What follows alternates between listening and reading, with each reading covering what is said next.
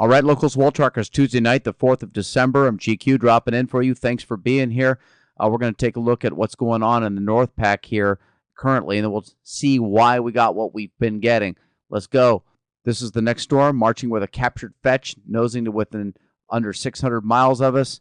It reintensifies this weekend as it heads up into the Gulf, allowing a little bit more reinforcement on Sunday, Monday. But all in all, this guy is going to be bringing us in some 8, possibly 10-foot waves for the Billabong Pipeline Masters. Fills in the second half of the day. And then in about 7 days from now, we're looking at more storminess to be forming off of Japan. The jet stream is working its magic. The high-pressure blocking ridge is finally breaking down, and we're looking good all the way now into December. It does mean, of course, lighter trades and more stormy weather and off and on sea breeze patterns mixed with the trades. So there you go. That storm system right there will be marching in for some moderate swell the middle of the month.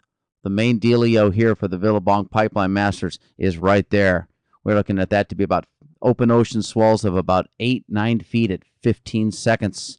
And yahoo, we'll take it. Now let's take a look at the source of last Friday's 10-foot north swell. This guy right here.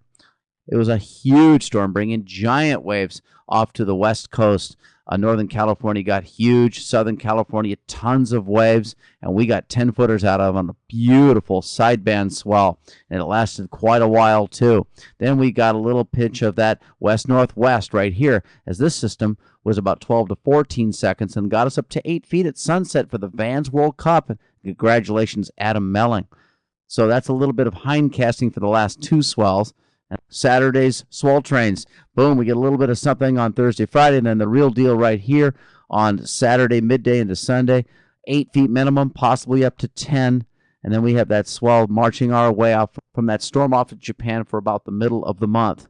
So again, one more look at the swell periods. The first one will be smaller periods of about 14 seconds, and then this one about 15 seconds right there. It'll be a nice west-northwest, which Pipeline loves. What's going on down under? We get a little bit of a swell right here for something around the 12th. A little bit of a Taz sea swell too, heading up for around the same time, 13th or 14th.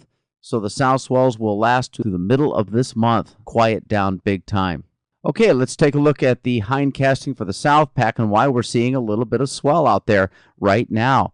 The South Pack has been definitely better than average, and here's the culprit right here under Tahiti. From November 26th, that's pulsing us up in that 15 to 16 second long period south. And right now it's just about 2.5 feet. It'll be maybe a little bit more solid on Wednesday, Thursday.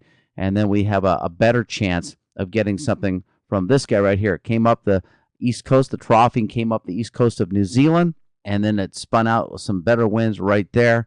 And that's looking good for Friday, Saturday, and Sunday. Again, we're hoping for some 3-footers out of that. Okay, let's take a look at the jet stream. We can start to see the purples moving in off towards the date line. It is fattening up. The jet now is overpowering the high pressure that has been blocking us. It is now, that blocking ridge is breaking down.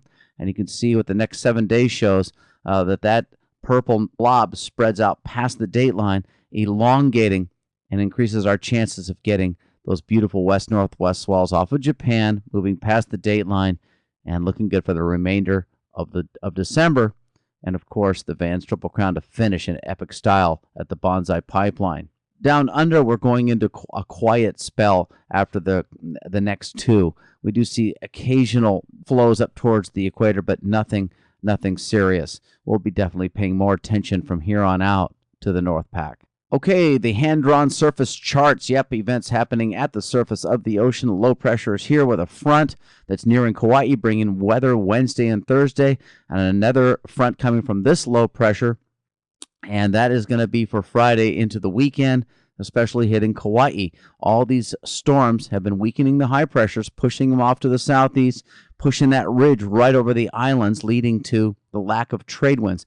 Actually, with a south-southeast flow and afternoon sea breezes, this whole pattern might see a little bit of a break as the ridge from this high up here strengthens a little bit over the next couple days, but back to those southerly Kona winds for Friday, Saturday, and Sunday, and moderate trade winds are nowhere on the charts as of yet.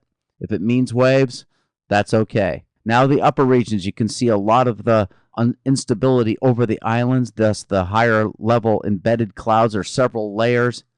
The mornings are nice just for a spell, but then it gives way to these cloudiness, and especially Kauai is going to see a lot more rain, chance of thunderstorms. 2 shots of that, one Wednesday, Thursday, and another Friday night into Saturday.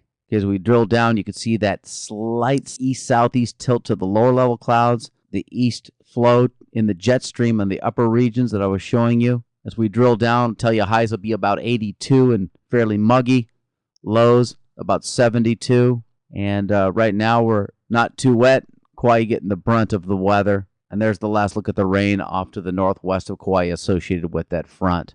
And that is the update. We'll see you back here next week. Aloha, and thanks for your time.